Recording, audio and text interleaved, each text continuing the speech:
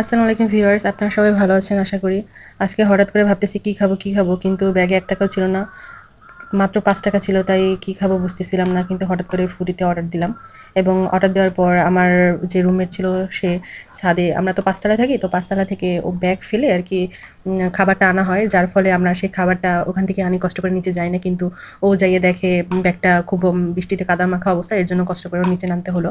পরে নিচে নেমে ও যে ফুডির কাছ থেকে অর্ডারটা রিসিভ করার পর ও উঠে আসে। এবং আমার এমন একটা ভাগ্য, যতবার আমি খাবার খাই না কেন কোনোবারই লেগ পিস পড়ে না। এটা নিয়ে তো প্রায় ৫-৬ বার উপরে আমি এনেছি, বাট তারপরেও হয় না। কিন্তু এবার একটা লেগ পিস পড়েছে, কিন্তু ভাগ্য এখনও খুবই ব্যাড। লেগ পিস তো আছে কিন্তু মানে লেগ পিসের কোনো মাংস নাই, বুঝছেন? এরকম একটা অবস্থা। যাই হোক, যেটা পাইছি এটাই শুক্রিয়া। বাট এখানে খাবারটা সত্যি খুবই ভালো ছিল এবং অনেক সুস্বাদু ছিল।